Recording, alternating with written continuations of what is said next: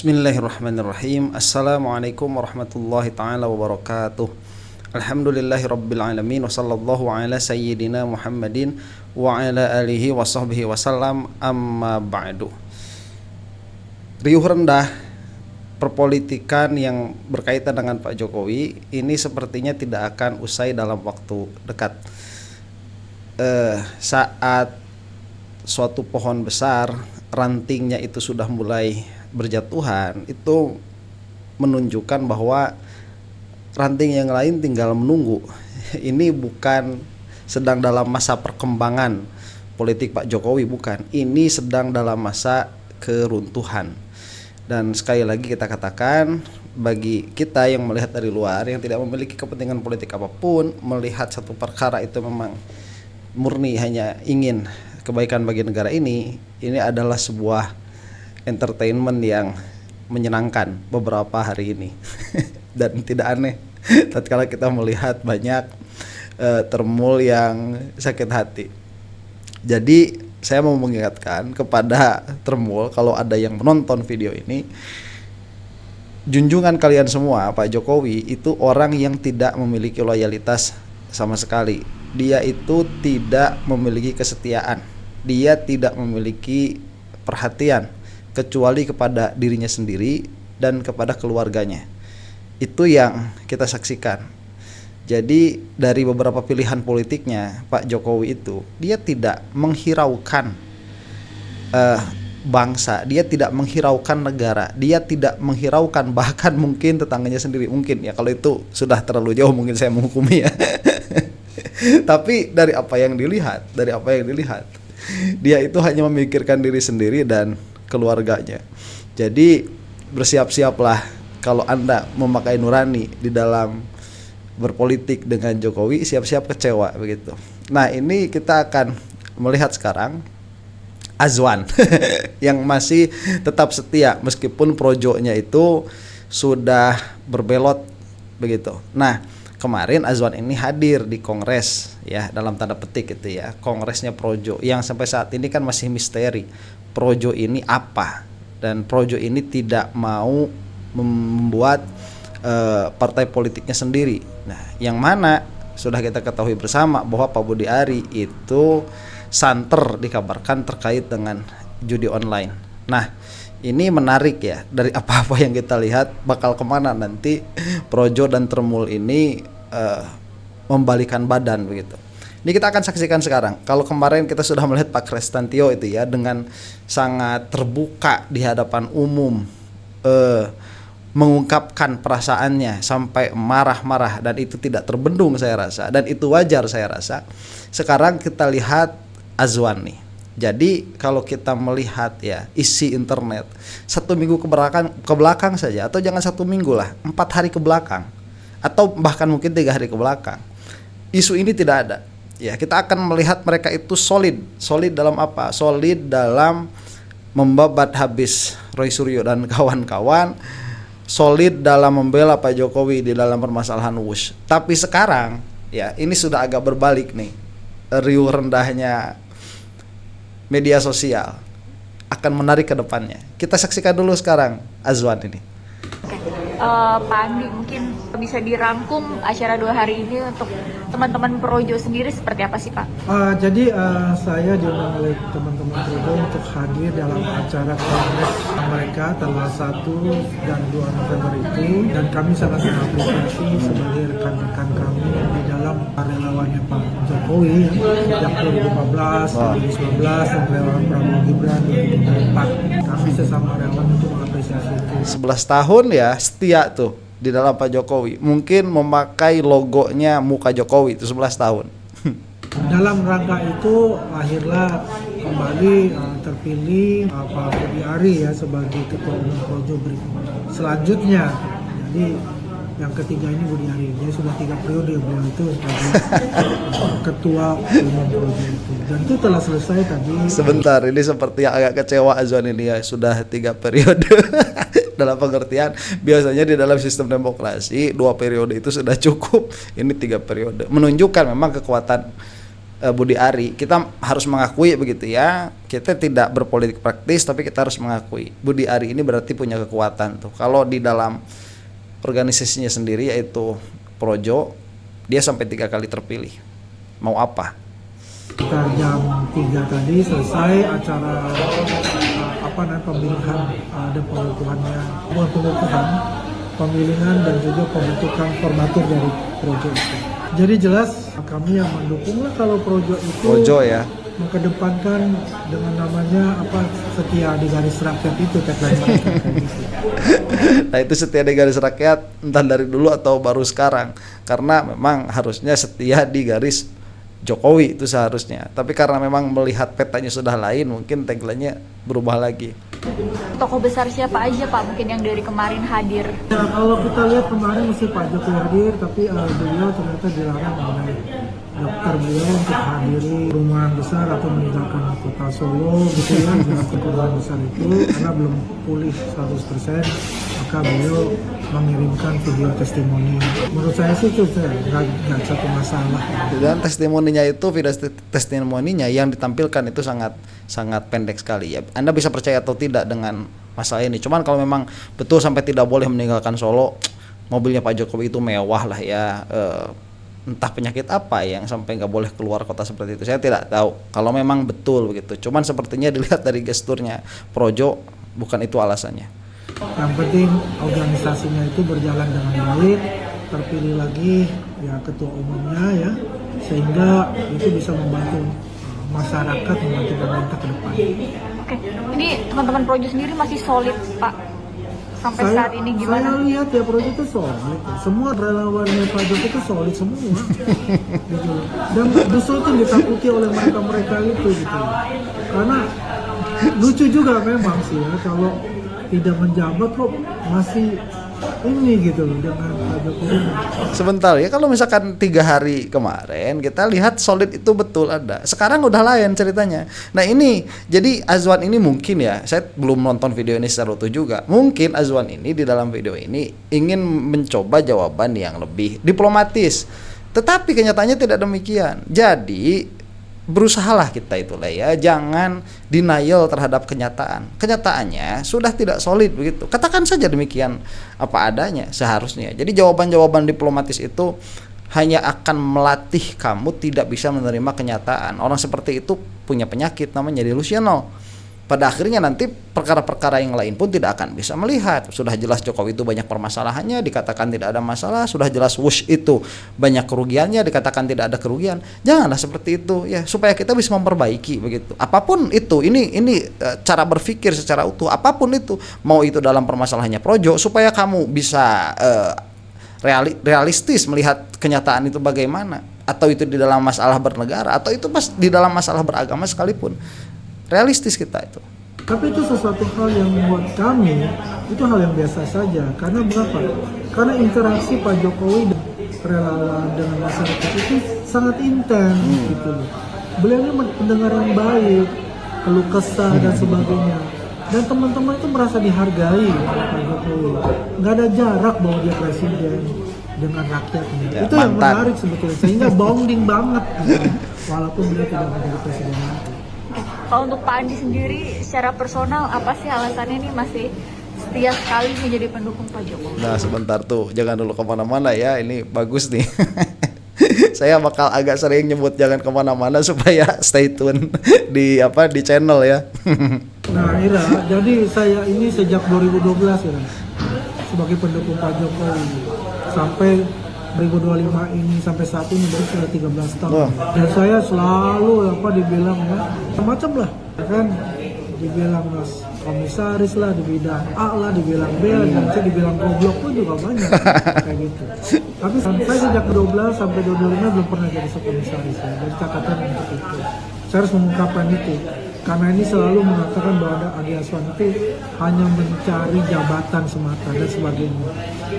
Saya selalu katakan juga, saya ini ada seorang loyalis. Ketika saya membela seseorang yang benar dan itu adalah benar, saya itu tanpa pamrih. Saya tidak pernah meminta-minta. Tapi ketika kau diberikan penugasan, diberikan amanah, laksanakanlah amanah itu. Oke, sebentar, itu selesai sebetulnya kalau kita mengatakan saya ini adalah seorang loyalis loh. Loyalis itu slash quote and quote jongos. Itu loyalis tuh. Apapun kesalahan tuannya itu dibela, tidak melihat secara objektif. Itu loyalis. Jadi menyatakan diri sebagai loyalis di dalam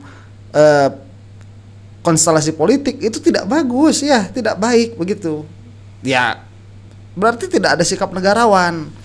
Masih mending yang lain-lain tuh kutu loncat di dalam politik itu, kalau saya rasa begitu. Itu masih mending daripada seorang loyalis terhadap individu, bukan loyalis terhadap suatu ideologi. Kalau loyalis terhadap suatu ideologi itu juga masih mending, karena itu adalah pengejawantahan dari pola pikir yang memang sudah ajak, biasanya seperti itu.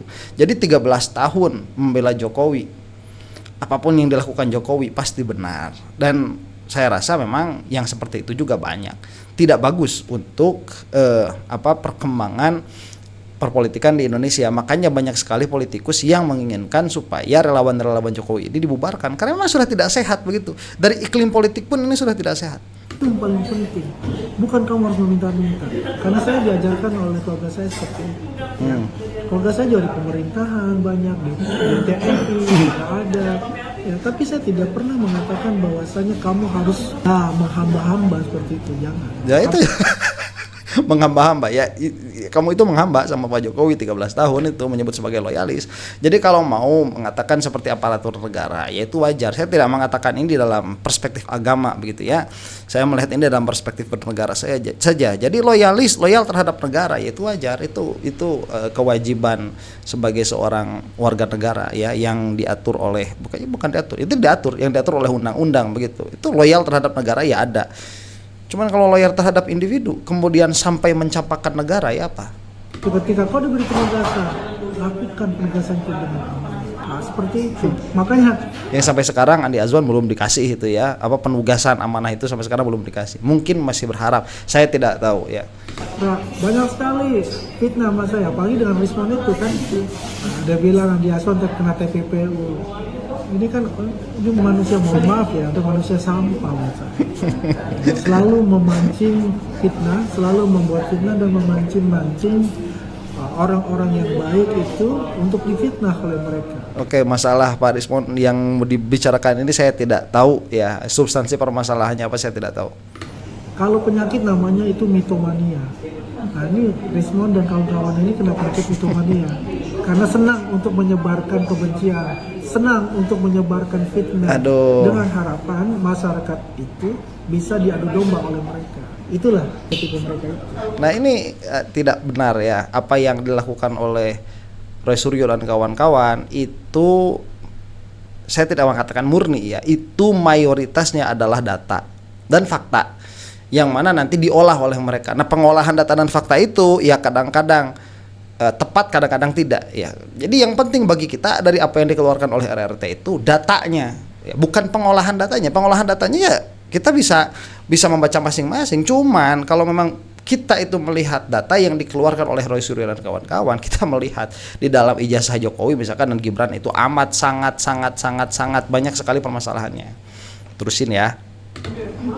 Pak, ngomong menyinggung Rismon dan kawan-kawan sendiri, Pak Roy Suryo sendiri kan lagi ada di Sydney bedah buku.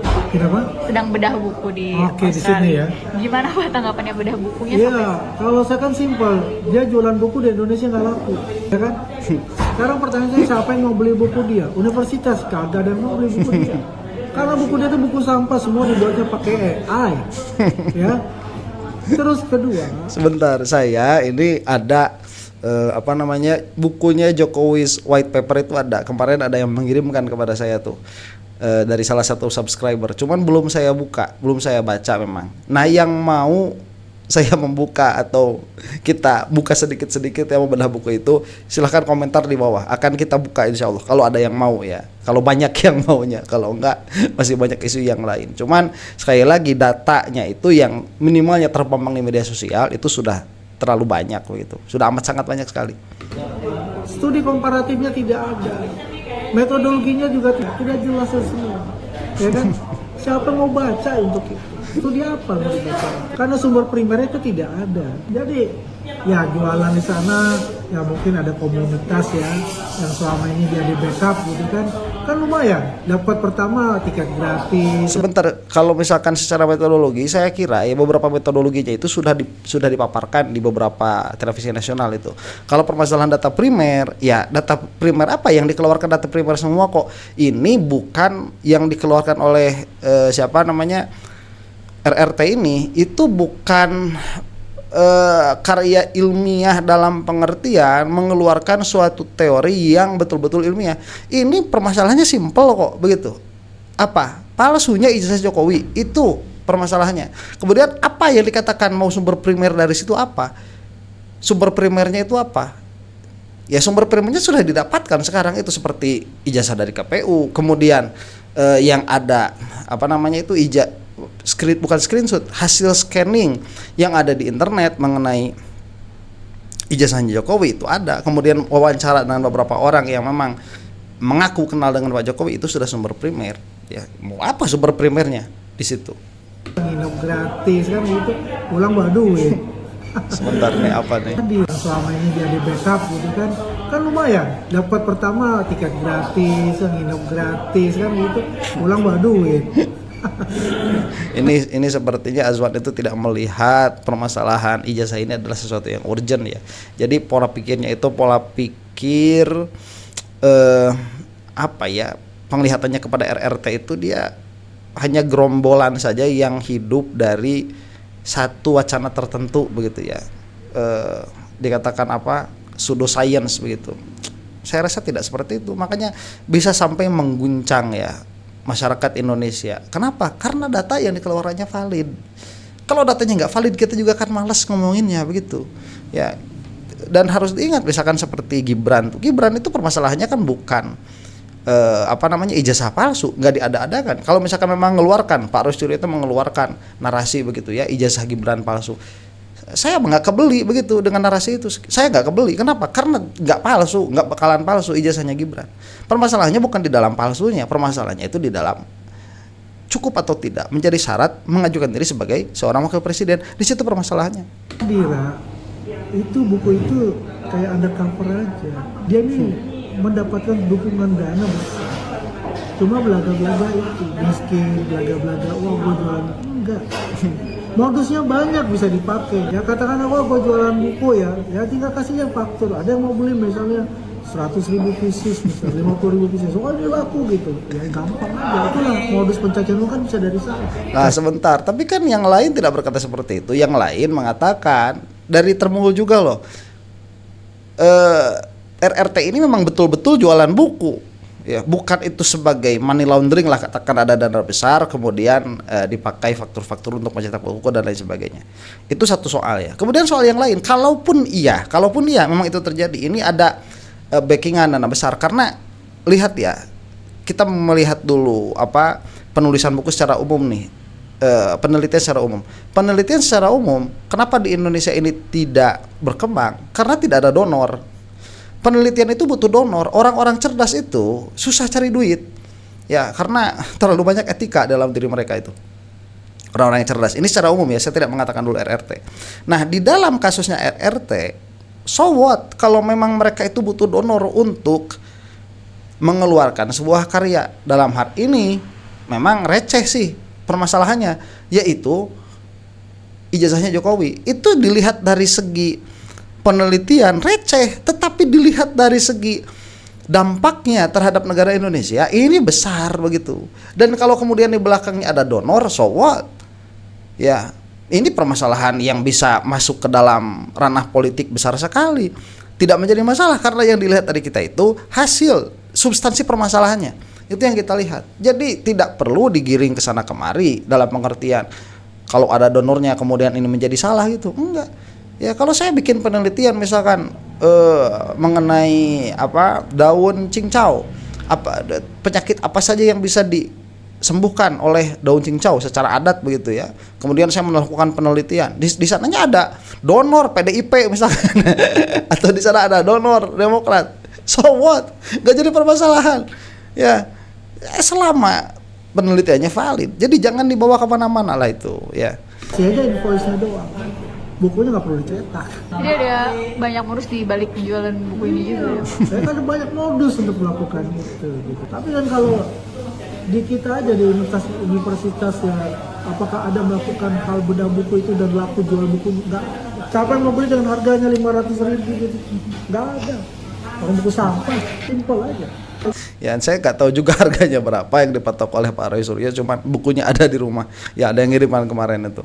Cuman apakah memang ada yang universitas-universitas yang mau membahas itu?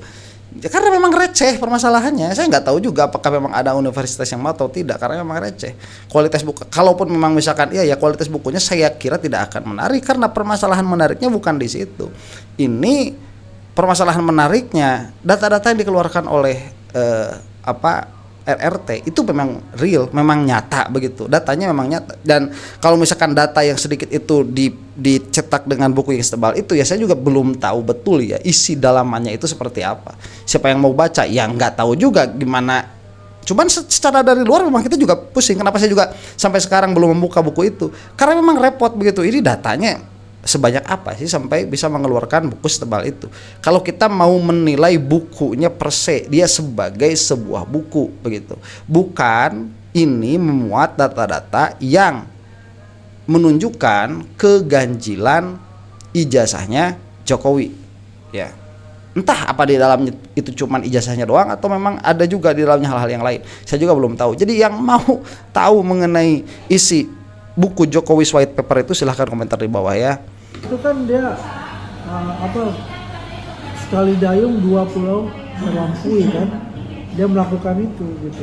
Nggak apa-apa, karena waktu kita challenge di CNN kemarin itu, mana bukti kamu? Oh nanti dia bilang kan. Artinya apa? Dia memang nggak punya data tentang Mas Gibran. Dia mau datang ke sana. Emang gampang mendapatkan data di universitas luar negeri? Nggak gampang. Kamu institusinya apa? Universitas juga. Kamu institusinya apa? Apakah orang-orang di sana itu akan memberikan input kepada? Enggak gampang.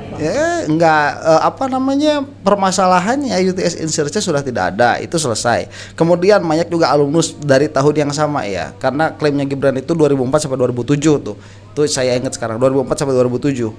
2005 tuh mengatakan nggak ada di UTS Insearch saat itu program selama 3 tahun, nggak ada. Programnya itu maksimal 10 bulan.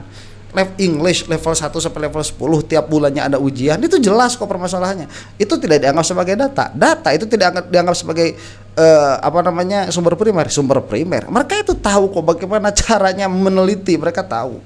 Ya cuman kalau mau misalkan Azwan membahas lagi dengan penelitian lagi. Makanya yang mau membuktikan Jokowi ini memang betul-betul kuliah di UGM misalkan, betul-betul memiliki ijazah yang asli misalkan, ini punya PR banyak ya. Setelah ada buku dari Roy Suryo itu mereka punya PR banyak. Sereceh apapun permasalahan ini permasalahan receh.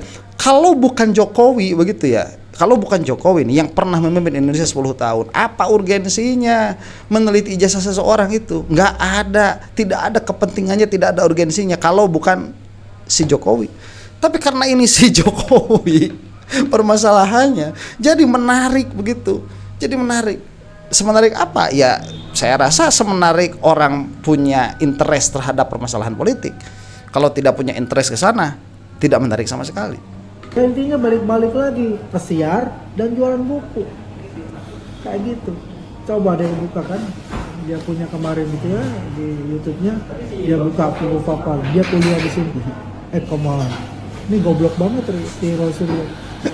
Mas Gibran tuh tidak kuliah di UTS, dia itu mengambil foundation dan diploma bisnis itu di UTS Insearch 2005-2006 itu. Lihat dari sana. 2005-2006 ya. Bilangnya 2004 sampai 2007. Nih, Azwan, kamu itu udah mau bolak-balik, kamu itu sudah merevisi perkataan kamu berapa kali. Inilah makanya jangan menjadi seorang loyalis itu seperti ini. Tidak, perkataan kamu itu tidak pernah konsisten. Ya, bilang 2005-2006, di datanya itu 2004 sampai 2007, 3 tahun.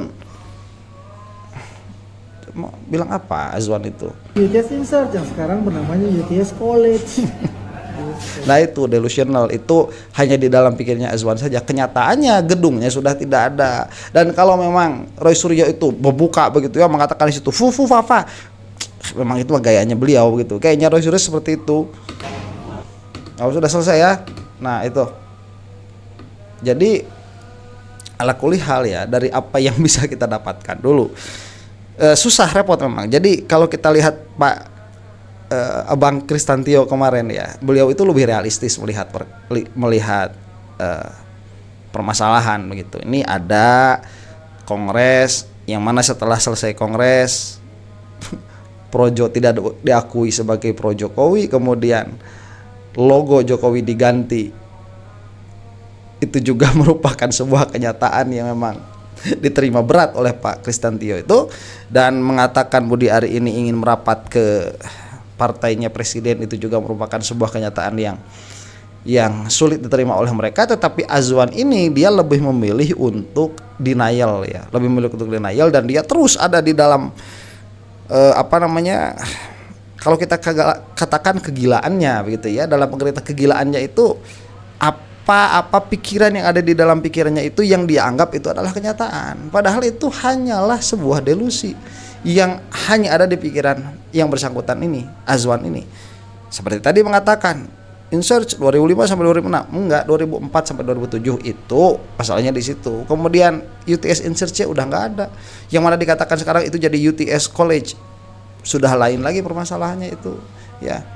Jadi ala kulli hal permasalahan substansi mengenai ijazah Gibran itu sudah kita bahas di dalam video yang terpisah. Dari video yang ini kita bisa mengambil kesimpulan dari apa-apa yang sudah kita lihat bahwa relawan Jokowi ini sudah mulai terpisah, dan kita sedikit banyak agak senang melihat itu ya. Sebuah hiburan tersendiri. Mudah-mudahan terus menerus rantingnya itu berguguran, dan semoga saja menjadi arah yang baik perpolitikan Indonesia ke depannya. Itu akan semakin seru ya, karena politiknya seperti ini. Sekali Anda terjun ke dalam dunia politik, dunia ini tidak akan habis-habis. Makanya jangan sampai lupakan fardu ain ya. Itu. Mudah-mudahan kita semua ada dalam rahmatnya Allah Subhanahu wa taala. Wallahu taala a'lam bissawab. Assalamualaikum warahmatullahi taala wabarakatuh.